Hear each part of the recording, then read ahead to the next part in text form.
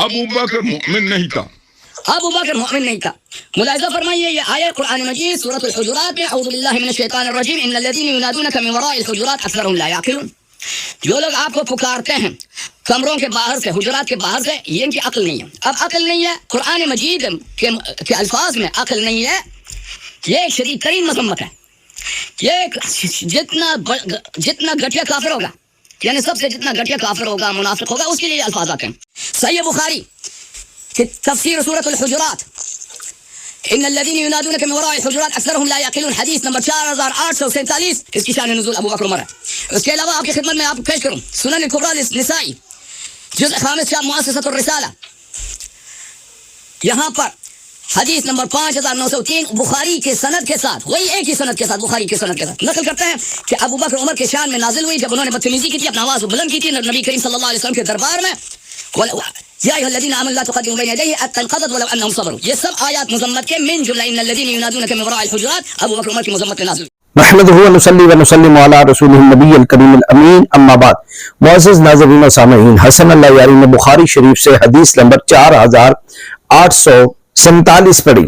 میں وہ حدیث آپ کے سامنے پڑھتا ہوں۔ حدثنا الحسن بن محمد حدثنا حجاج عن ابن جریج قال اخبرنی ابن ابی ملیکہ ان عبداللہ ابن زبیر اخبرهم انہم قادم رکب من بنی تمیم علی النبی صلی اللہ تعالی علیہ وسلم، بنی تمیم سے ایک قافلہ یعنی کچھ سوار جو ہے وہ نبی پاک علیہ السلام کی بارگاہ میں حاضر ہوئے۔ فقال ابو بکر امر القعقاع بن بابد وقال عمر بل امر الاقرع بن حابس۔ اصل میں بنو تمیم قبیلے والے چاہتے تھے کہ ان کے اوپر کسی کو سردار مقرر کیا جائے، تو شاورہم فی الامر کے تحت جناب ابو بکر صدیق نے مشورہ دیا کہ یا رسول اللہ صلی اللہ علیہ وسلم آپ ان کے اوپر قعقاع بن معبد کو امیر بنا دیں۔ تو حضرت فاروق اعظم نے کہا کہ آپ اقرع بن حابس کو امیر بنا دیں۔ تو یہ دو اصحاب کی رائے تھی۔ فقال ابو بکر ما اردت الا او الا خلافی، تو حضرت ابو بکر صدیق نے کہا کہ تو نے کیا ارادہ کیا ہے، یا تو نے میرے خلاف ارادہ کیا ہے۔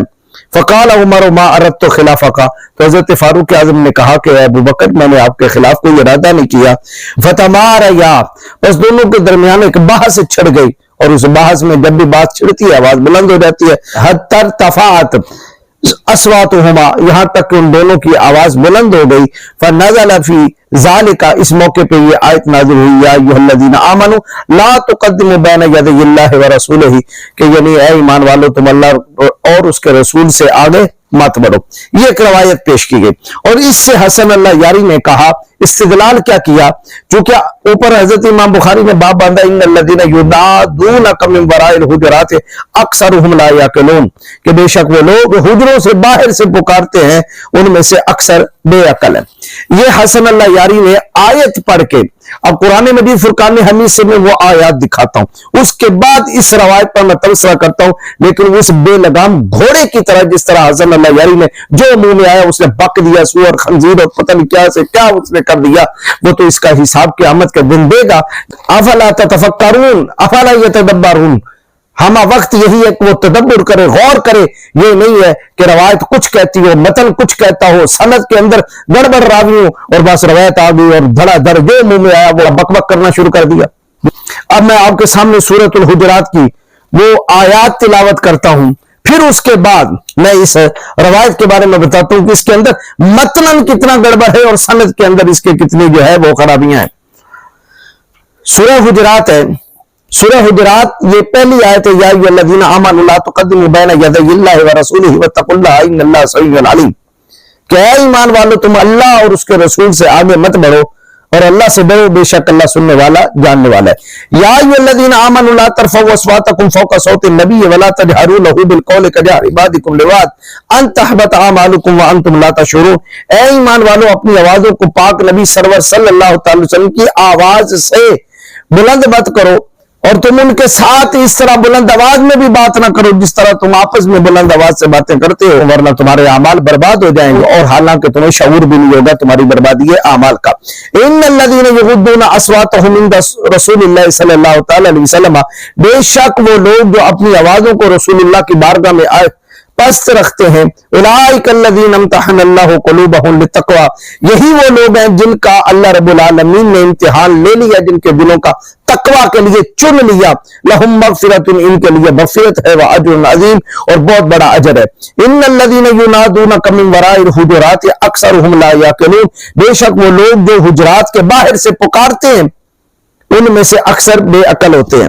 وَلَوْ أَنَّهُمْ صَبَرُوا حَتَّى تَخْرُجَ إِلَيْهِمْ لَكَانَ خَيْرًا لَهُمْ, اگر وہ بے شک صبر کرتے, باہر سے پکارنے والے اگر صبر کرتے یہاں تک کہ رسول اللہ صلی اللہ علیہ وسلم خود ہی ان کے پاس تشریف لے آتے, لَكَانَ خَيْرًا لَهُمْ, تو ان کے لیے بہتر تھا. وَاللَّهُ غَفُورٌ رَحِيمٌ, اور اللہ پاک بخشنے والا رحم والا ہے. یہ آیات ہیں 5, لیکن ان 5 کے مضامین ہی جدا ہیں.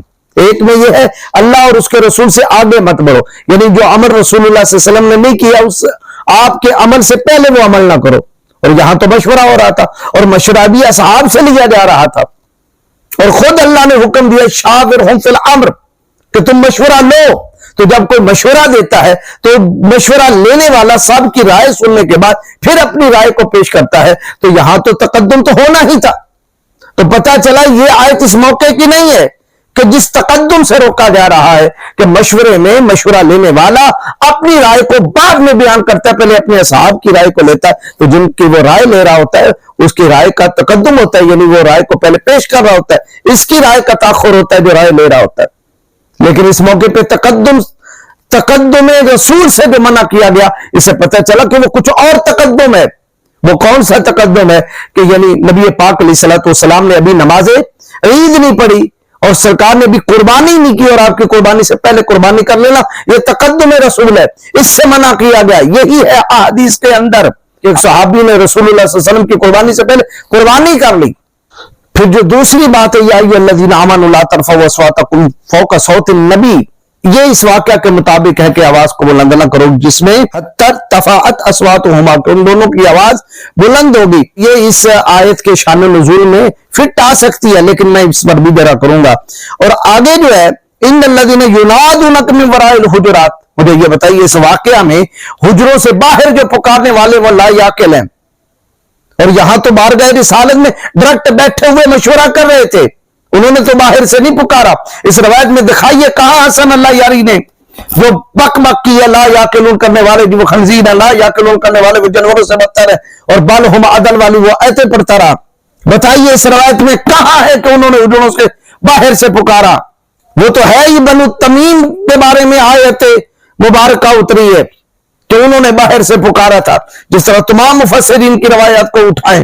اور پھر یہ جو روایت پیش کی گئی ہے اس کے اندر بھی جرا ہے. وہ جرا کیا ہے کہ متن بھی یہ درست نہیں ہے اور سند میں بھی اس کے گڑبڑ ہے. متن اس لیے درست نہیں کہ اوپر کیا لکھا ہے, باب کیا باندھا ہے, ان الذین ینادون من وراء الحجرات اکثرهم لا یعقلون, لیکن نیچے واقعہ درج کیا اور اس آیت کو بیان ہی نہیں کیا. دکھائیے کہاں لکھا ہے اس آیت میں کہ اس موقع پہ یہ آیت نازل ہوئی. واقعہ تو ان کی موجودگی کا ہے, اور رسول اللہ صلی اللہ علیہ وسلم کے سامنے وہ مشورہ کر رہے تھے. اور شاورہم فی الامر کا حکم 3 ہجری میں مل چکا تھا جنگ احد کے بعد, جس کا ذکر اللہ رب العالمین نے 4 سپارے میں فرمایا ہے کہ یار اے میرے محبوب آپ ان سے مشورہ لیا کریں, آپ انہیں معاف کریں, آپ اپنا دل اقدس تنگ نہ کریں, آپ ان سے مشورہ لیں. وہ 3 ہجری میں انہیں مشورے میں شامل ہونے کے لیے اصحاب رسول صلی اللہ علیہ وسلم سے مشورہ لینے کا حکم اللہ نے دیا, اور یہ 9 ہجری کا واقعہ ہے. اور 9 ہجری کے واقعہ میں اسی شاورہم فی الامر پر ہی تو وہ عمل کر رہے تھے. باہر کہاں حجروں سے پکارا جا رہا تھا, اس روایت کو اس جگہ لے کر آئے. پھر اس کے اندر حجاج ہے وہ ابن جریج سے روایت کر رہا ہے, اور حجاج کیا ہے, آخری عمر میں اس کا حافظہ گڑبڑ ہو گیا تھا. یہ میرے پاس تہذیب التہذیب ہے, علامہ ابو الفضل احمد بن علی بن حجر الاسقلانی جلد 2 صفحہ 78 میں لکھتے ہیں, وقال ابن سعد نے کہا تحول الی المسیسہ, یہ مسیسہ کی طرف گئے. یہ کون راوی ہے؟ حجاج بن محمد المسیسی. یہ مسیسہ کی طرف گئے. ثم قدم بغداد فی حاجت لہ, پھر یہ بغداد میں اپنی کسی حاجت کے سبب یہ لوٹے آئے. فمات بہا سنۃ 600, اور یہ 207 ہجری میں ان کا انتقال ہو گیا. کان ثقۃ صدوقا انشاءاللہ, یہ صادق اور صدوق ہے اگر خدا نے چاہا. وَكَانَ قَدْ تَغَيَّرَ فِي آخِرِ عُمُرِهِ حِينَ رَجَعَ إِلَى الْبَغْدَادِ. جب یہ بغداد کی طرف اپنی عمر کے آخری حصے میں یہ لوٹے، ان کا حافظہ متغیر ہو گیا تھا. یہ صحیح الفظ نہیں رہے، متن میں گڑبڑ کرنے لگے، باتوں میں گڑبڑ آ گئی.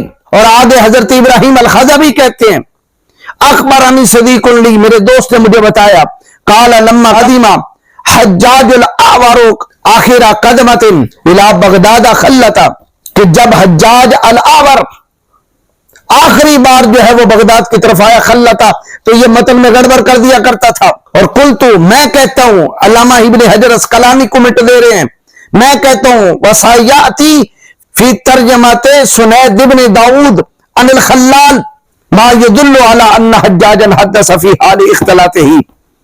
کہتے ہیں کہ میں ان قریب سنید بن داؤد کے ترجمہ میں ذکر کروں گا. سنید بن داؤد کا ترجمہ بھی میں آپ کو پڑھ کے سناتا ہوں، اس میں ذکر کروں گا خلال کے ذریعے سے ما يدل على ان حجاجا حدث فی حال اختلاطہ، جو اس بات کو ثابت کرتی ہیں کہ بے شک جو حجاج صاحب یہ اختلاط کے زمانے میں اس حال میں بھی حدیث بیان کرتا تھا جب اس کا حافظہ گڑبڑ ہو گیا تھا، جب یہ متن میں گڑبڑ کرتا تھا اس حال میں بھی یہ حدیث بیان کرتا تھا.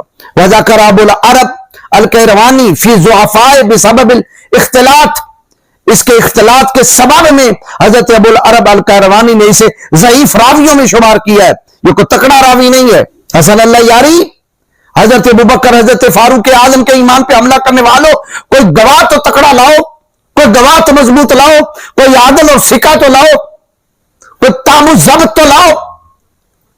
جس راویوں کی طرف میں دیکھتا ہوں وہ سارے سول حفظ ہیں اور ان پر جرا ہوئی ہے جو تم آ کے امت کے سامنے پیش کر رہا ہوتا ہے.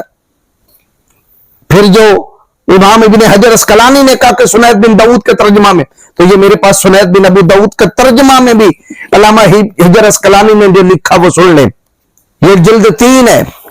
آپ نے سنید بن داؤد المسیسی کا ذکر کیا اور کہتے ہیں قال عبداللہ بن احمد عن ابیہ، عبداللہ بن احمد کہتے ہیں اپنے بابا حضرت امام احمد بن حنبل سے، اب جو میں بیان کر رہا ہوں یہ امام احمد بن حنبل کا فرمان ہے. رأیت سنیدن عند حجاج بن محمد، میں نے حجاج بن محمد کے پاس سنید کو دیکھا. امام احمد بن حنبل کہہ رہے ہیں وَهُوَ يَسْمَعُ مِنْهُ کتاب الجامع لابن جریج، یہ ابن جریج کی کتاب الجامع کی کتاب کی سماعت کر رہا تھا، ان سے سن رہا تھا. اخبرت عن الزہری، اب یہ حجاج کیا کہہ رہا تھا کہ مجھے زہری سے خبر ملی. وَأُخْبِرْتُ عَنْ صفوان بن سلیم، مجھے صفوان بن سلیم سے خبر دی گئی، وغیر ذالک، اور ان کے علاوہ باقیوں سے بھی. یعنی یہ اخبرتو کہہ رہا تھا.